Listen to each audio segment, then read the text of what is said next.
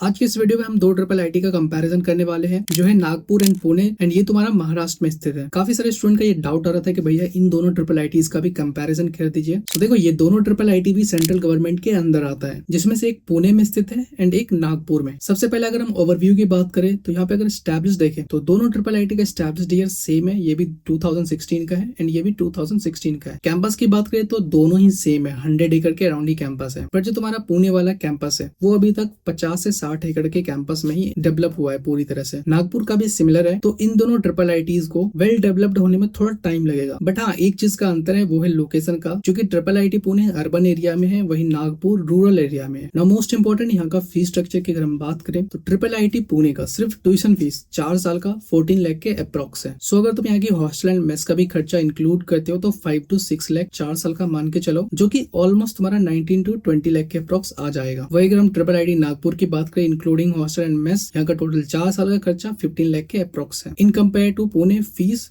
Affordable है। वही अब अगर हम यहाँ की प्रोग्राम ऑफर की बात करें तो ट्रिपल आईटी पुणे में टोटल 5 ब्रांच ऑफर किए जाते हैं, जो कंप्यूटर साइंस इंजीनियरिंग ईसी है, साइबर सिक्योरिटी अलग से ब्रांच है, micro electronics and VLSI design वाला है एंड 5th ब्रांच जो है तुम्हारा एआई एंड डीएस वाला है। टोटल सीट्स यहाँ पे 674 के अराउंड है, जो कि नागपुर के कंपैरिजन में थोड़ा सा ज्यादा सीट है, जबकि इनटेक 357 हुआ था लास्ट ईयर। डाइवर्सिटी की बात करें तो 69% है फ्रॉम आउटसाइड स्टूडेंट्स। वही अब अगर हम ट्रिपल आईटी नागपुर की बात करें तो टोटल यहाँ पे 6 ब्रांच है, जिसमें तुम्हारा सीएसई है, सीएसई के साथ एआई एंड एमएल है, फिर डेटा साइंस एंड एनालिटिक्स है, देन सीएसई में ही स्पेशलाइजेशन के साथ human computer interaction and gaming technology है, एंड तुम्हारा इलेक्ट्रॉनिक्स एंड कम्युनिकेशन इंजीनियरिंग है, देन तुम्हारा ईसी में स्पेशलाइजेशन के साथ इंटरनेट ऑफ थिंग्स है। यहाँ की टोटल इनटेक 648 है, दैट मींस टोटल सीट्स जिसमें से इनटेक 637 हुआ है इस साल, दैट मींस लास्ट ईयर का। डाइवर्सिटी 71% के अराउंड है फ्रॉम आउटसाइड स्टेट, तो डाइवर्सिटी में भी ऐसा कुछ खास अंतर नहीं है। बाकी सीट इनटेक से लग रहा है कि ट्रिपल आईटी पुणे में सीट अभी जाके बढ़ाया गया है, और साथ ही तुम्हें दोनों ही ट्रिपल आईटी में टॉप के ब्रांचेस देखने को मिलेंगे। यहाँ कोई डुअल डिग्री वाला प्रोग्राम नहीं है, जो है 4 इयर्स वाला BTech program. Now most important placement comparison. सबसे पहले अगर मीडियन सैलरी की बात करें ट्रिपल आईटी पुणे का रीसेंट डेटा के अकॉर्डिंग 13 एलपीए के अराउंड है। वही अगर हम पिछले 2 साल की बात करें तो 11.5 एलपीए का था एंड 2023 में 12 एलपीए के अराउंड था। वही अगर हम नागपुर की बात करें तो देखो 24-23 में 11 एलपीए के आसपास था एंड वही 25 में 12.5 समथिंग एलपीए के अराउंड था। बट 2026 में यहाँ की मीडियन सैलरी 14 एलपीए के अराउंड है। ओवरऑल प्लेसमेंट रेट की बात करें, जो ग्रेजुएट स्टूडेंट है उसमें से 65% यहाँ स्टूडेंट प्लेस्ड हुए हैं 2025 में। वहीं अगर हम पिछले 2 साल की बात करें तो वो 2 साल काफी कम थे, 30% से 40% के अप्रॉक्स। वहीं अगर हम ट्रिपल आईटी नागपुर की बात करें तो 63% 2025 में प्लेसमेंट रेट था, मतलब ज्यादा अंतर नहीं है दोनों ट्रिपल आईटी में। बट अगर हम पिछले 2 साल की बात करें